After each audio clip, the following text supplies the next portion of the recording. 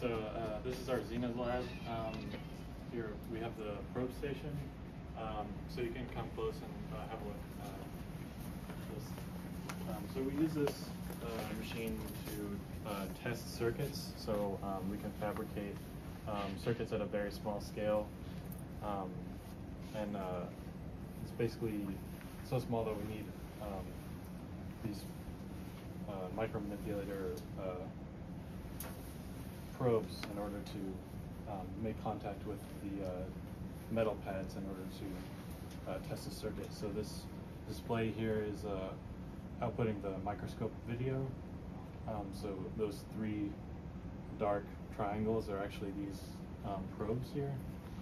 And so those are just metal probes that are reaching down to touch these very small metal contacts, which basically are the connection to the circuit to the outside world. So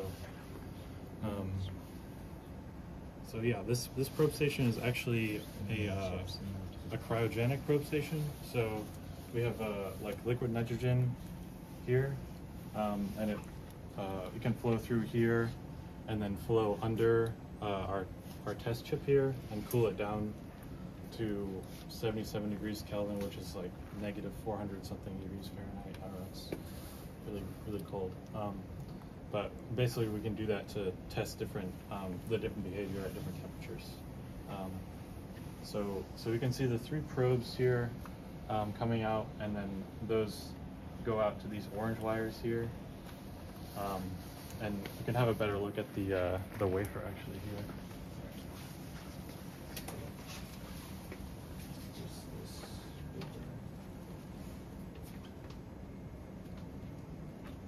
So this is actually an older design, but if you want to, like, you're going to take it, just careful not to drop it. Obviously, it's like basically glass, and not to touch the top of it. Oh yeah.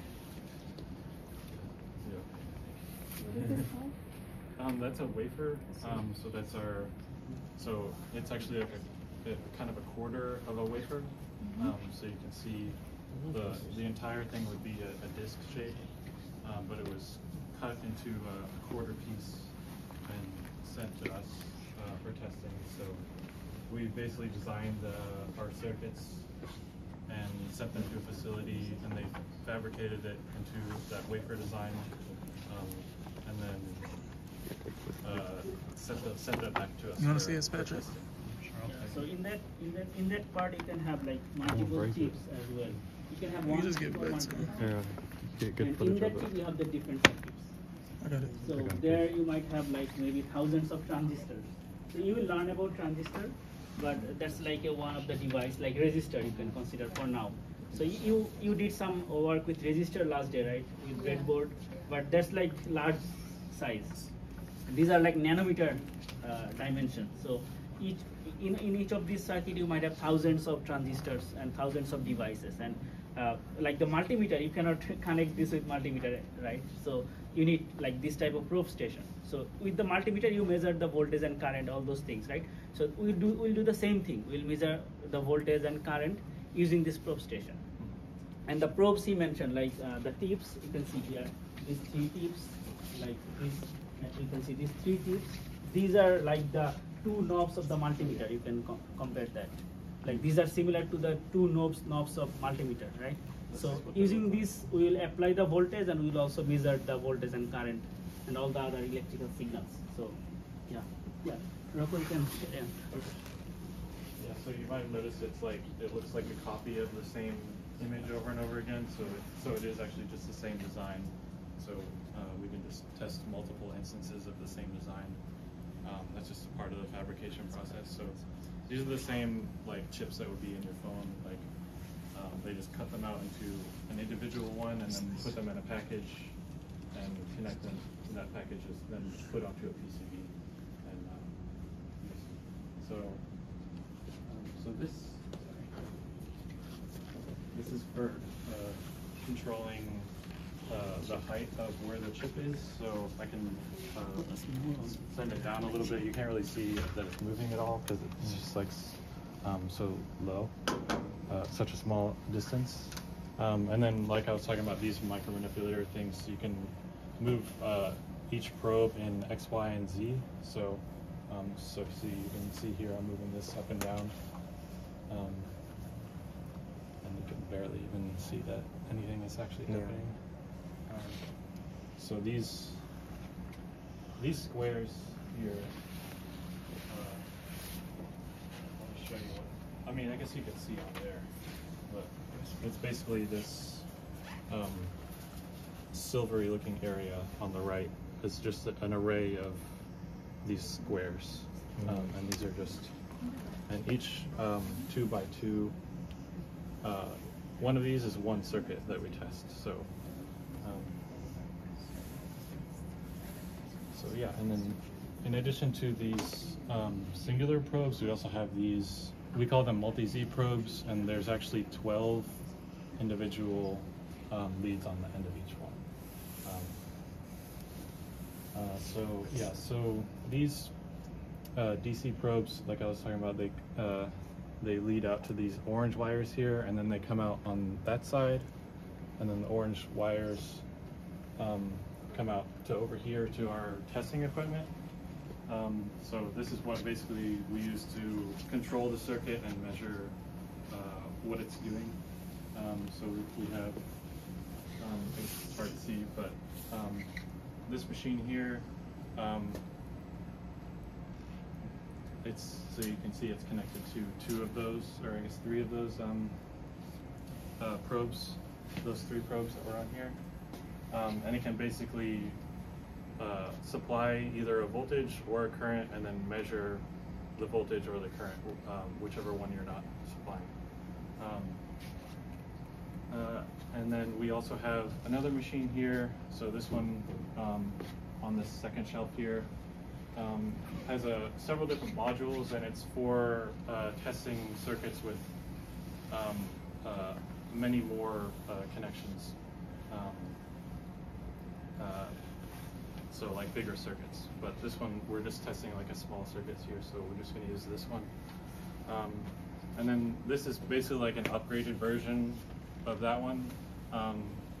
So it has more leads and more functionality. So all of this equipment is kind of like a trade-off between different resolutions. You can either have really high resolution measurements of voltage and current, or you can have like high resolution frequencies, so like higher resolution timing. So this one's very slow, but it's extremely accurate in its measurements. But it just takes a really long time to measure that. So yeah. This is like the liquid nitrogen system that pumps the liquid nitrogen. This is our vacuum pump. So if I put the lid on, and I can pump it down to a vacuum, that helps with the cooling system.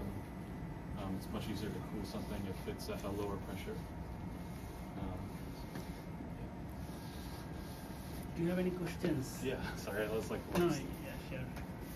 What is the liquid nitrogen? The liquid nitrogen, what is it? What does it do? What does it do? So it's, in its liquid form, it's a very cold substance, so that might be like a chemistry question. I don't really know very much why it's so cold when it's liquid. Yeah, I can also add, yeah. So do you know have the temperature has effect on resistance and other things, right? Do you know that? At room temperature, this is the room temperature, 27 degrees Celsius, you can say. At room temperature, if you measure the resistance, you will get a value. Now, if you change the temperature, if you higher, increase that or lower that, then the resistance value will be different. So, temperature has an effect on electronics, circuits, and devices. Similar thing when we don't use the liquid nitrogen, that's room temperature. We are measuring the circuit performance. But if you use liquid nitrogen, the temperature will be 77 Kelvin. So can you imagine that it's minus 200 degrees Celsius. So it's if you go to deep space, there you have that low temperature. Also for quantum computing, you need that low temperature. So we want to see how the same circuit will operate at that low temperature. and for that we need to like make the temperature of this probe station that low, and for that you can use liquid nitrogen, and also you can use liquid helium to go much lower, like 4 Kelvin. Then you will have to use, like you'll have to fill that cylinder with liquid helium, and you'll have to do the same process like again. So yeah. Does that like help with performance or anything? Yes. Sometimes it helps. Sometimes it makes the performance worse. It depends on the circuits and devices. Sometimes it may not work even. That's what we want to see. Like if we use the same circuit at that lower temperature, how will that affect the performance? Yeah. So I kind of got here. Yeah. In the reverse of this, is there a test for extreme heat? Yes. We also have do that. We can use the same system to increase the temperature. We can go up to 500 degrees Celsius. Yeah, Like- there's an electric heater Yes. where the liquid nitrogen flows through, and it's actually used for targeting a certain temperature because the liquid nitrogen is set at a fixed temperature of 77 degrees Kelvin. If we wanted to target anything above that, we would need to actually just heat it up. So with just the heater. Yeah, so this is like a very sophisticated probe station. You can use this for both lower, room, and high temperature characterization. You can use the same thing to do all these 3 categories. Yeah. So this is where you test the circuits. Where do you actually make them? So we design them using computer-aided design software on the computer. So you learn that like we use Cadence to design the circuits first, like the same type of structure you will see that, but in like large scale, and then we send that to foundries. Then like there are different foundries. You can send them to Intel. You can send them to TSMC. Like Dr. Aziz showed a video of TSMC foundry, right, in the very first lecture. So that's one of the biggest foundry, and we also have like a university collaborator, right, University of Albany. So they actually made this specific chip. So we submit the circuit there, they fabricate that. So we don't do the fabrication, or we don't make them. And Yeah. once you test it and you know it works, what do you do with it? So if it works, then we publish. That's the next step. You don't Like sell it? we don't sell it, and then if that doesn't work, then we'll have to go do the whole process again. We'll have to redesign, resubmit, refabricate, and retest. There are options like you could like UT offers like small business options. Yes, like yes, if you small wanted business. To, like, also, you can take take your research idea and patents. turn it into Yeah, you business. can take patents for your design. So if that's so outstanding that it beats all the existing designs, then you can take patents and you can sell that. You can either sell that to the foundry like Intel or other industries that make that same chip, or you can also open your own company, own industry. You can make that and sell. Yeah, that's up to you. And what they're doing is more like research, so it's more about finding information and not so much about the profitability. So do you have any other questions? As far as for like the measurement equipment, is it just like a standard oscilloscope, or is it something specially made? Yeah, so we don't use so much oscilloscopes. Oscilloscope is so we do a lot of what's called DC testing, which is like low frequency testing. So oscilloscope would be for high frequency, like periodic. You know the difference of DC and AC, right? I talked about that, DC and AC. So this is about DC testing, and if you need AC testing, like positive, negative, like periodic signal, then you can use oscilloscope and all those things. Yeah, we do have a couple of, like there's an oscilloscope there that Yeah. I've used sometimes, and then there's another one down here, but we're more focused on getting things to work at DC. And semiconductors are usually always DC, right? Oh. Considered, like, I guess if it's a digital system, I guess you could consider it to be like a DC. Yeah. But most of them have like a clock signal, like you'll hear about like clock frequency for like a CPU or something. So that would that has other characteristics like switching characteristics. But yeah.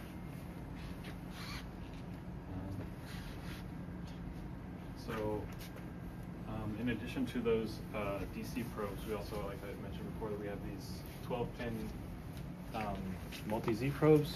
So those are for testing larger circuits.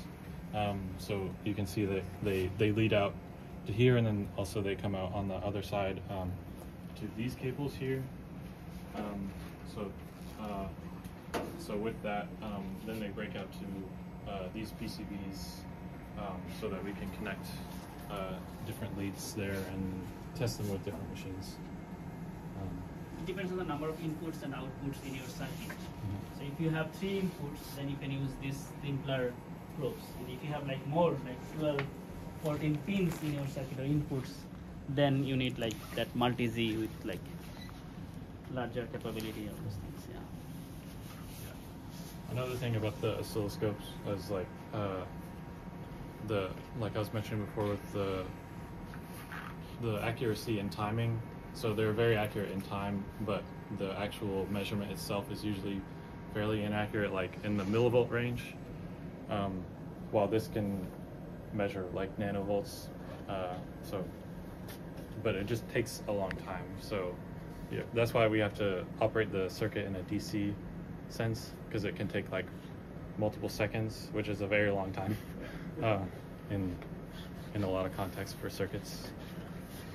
So the device that you are seeing, the chip, they have like nanosecond switching.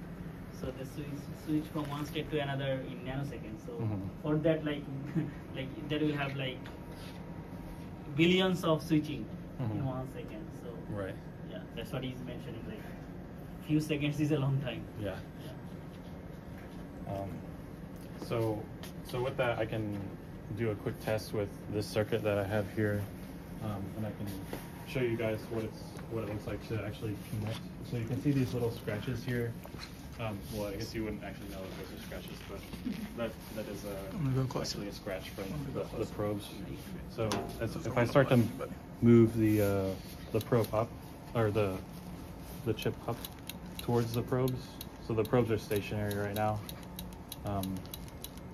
So you can see they're starting to like. Do those scratches cause any degradation in the performance of the chip? I don't really know if there's a way to measure it, but I guess I'm not really sure. But the tips can break, right? Yeah. The tips of probes that you're using, that can break if you like stress too hard. Right.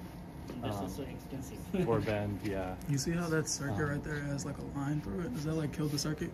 This one? Yeah, no. So that's actually not the circuit. These are just metal. Those are like exposed contacts.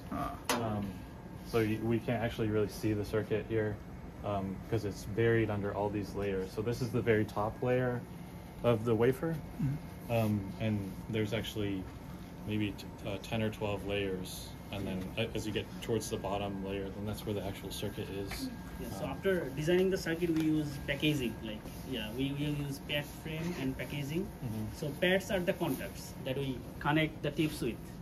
But below that pad, we have the circuit. So pad is the like connection. So it will take the voltage that is coming to the tip to the circuit, and it will take bring back the current or voltage after the measurement.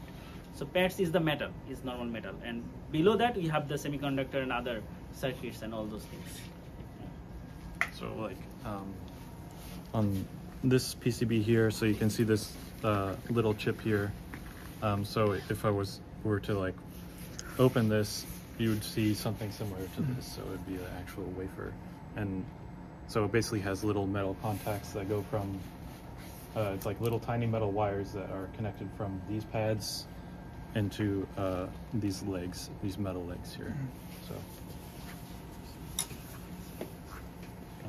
yeah, so this is connected now, and then with the computer here connected, so it's connected through Ethernet to this device here. So it just should be a blue cable back there.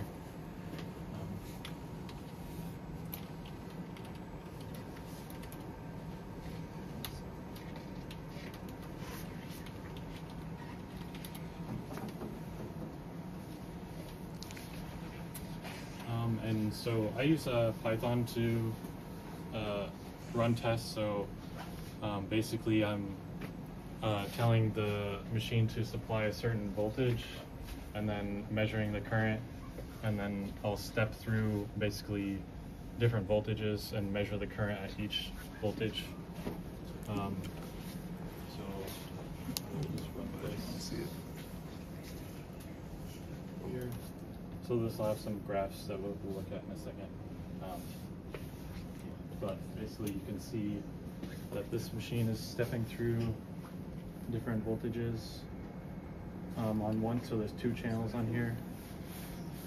I still want to look and get a chance to see that. And so what we're testing here is so we have these standard devices called transistors, and they're basically like switches. But then we have these kind of more experimental devices that are called resistive RAM. So like resistors, they have a resistance, but depending on what state they're in, they can have different resistances. So these are our 3 probes, so one here, and one here, so these 3.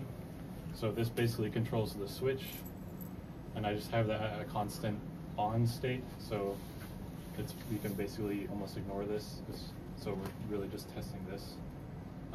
Is that different than a memristor? Like no, it's the same. You said you were running Python. Mm-hmm.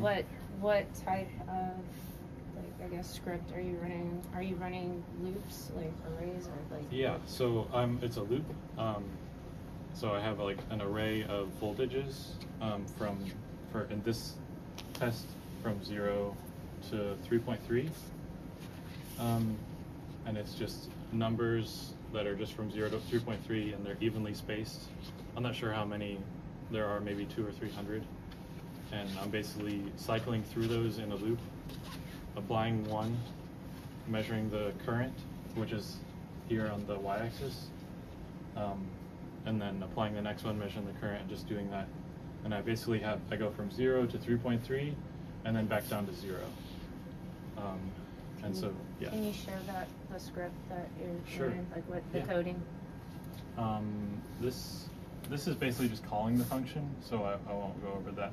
But this test, forming test, is the one that produced that graph, and that's. I started learning Python 2 semesters ago. Oh yeah, so that's a good idea. So basically, I have this is where I'm building the voltage. So I start at 0, and then I go to high V, which it says 5, but I set it to 3.3, and then I have a certain step size. So I'm using the NumPy library, which allows you to create these arrays.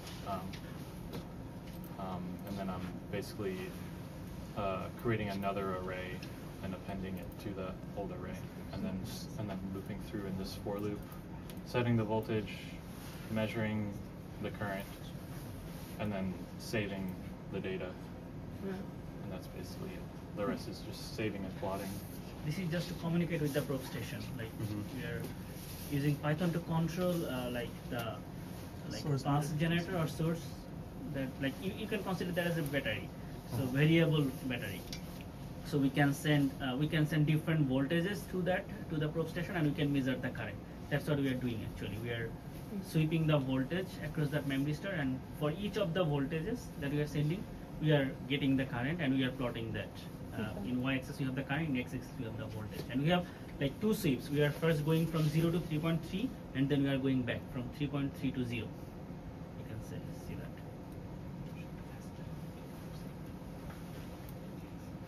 So just for the purpose of the test, you can see that. So this you can't really tell initially which direction we're starting from, but I know from the characteristic of the device that we're all going along this bottom path first, and then we get a switching event here, which causes a huge spike in current. So initially we're getting very low current values, so it's a very high resistance, and then at some point we get a switch, and then we go to this low resistance state, and we're getting high currents, and then coming back down is the path back down, and then this is basically the same thing. So we're coming up here, going back down, and then when we go to the negative area, then we get a reverse switch, which occurs here, and then that's when we go back to the high resistance. Is that each individual path in that? Yeah, so I'm doing this 10 times. This is another test. So that the initial piece of code that I showed you earlier was the forming. This is just another loop setup for doing 10 in a row and going into the negative. So this is 0 to 1.5, and the other one was 0 to 3.3. Is that a hysteresis loop or no? Yeah. Hysteresis. Yeah, so the device that we are testing here, it has like, as Rocco mentioned, it has two states, like two resistance. We call them high resistance and low resistance. So these are the memory states. You can say, like, for memory we need to store logic 0, binary 0 and binary 1, right, for any memory. So it's like a memory device. Like that high resistance state is the 0 and low resistance is the 1. And you can see that, like, if you apply a high enough positive voltage greater than maybe 0.7, 0.8, around 1 volt, you can apply positive 1 volt that goes to the low resistance state. That's like the write. If the memory is storing 0, if you apply 1 volt, then it will write 1. So the memory state will be changed. And similar thing, if you want to write 0 back, then you can apply like negative voltage. You can say that negative voltage will take the device to the high resistance state. So, and you can do that repeatedly, not once. You can go from high resistance to low resistance to high resistance. So you can do that repeatedly. That's what a memory does. So this is one of the like memory technologies that we use actually. So this is like, and also you can see, like, even if you come back at 0 voltage, the resistance it remembers the resistance state, right? So it is, we call that non-volatile. So even if we power off the memory or the like large storage system, if we like turn off all the power, it will still remember the data that it was storing. So it's another advantage. Yeah, in order to read it without setting it, you just limit the voltage range. So you just avoid these relatively high voltages, and you just keep it in this range, and then you would be able to read it and see what state it's in. Yeah. For memory, you need to write and read. These are two. Write means you need to change the state, and read means you need to understand what state is storing. So you will apply a voltage if that is giving you like very low current, that means you are in high resistance, logic 0. If that gives you high current, that means you are in low resistance, that's logic 1. So that way you will be able to decide, or you will be able to know the data that is stored in that memory device. Something like that.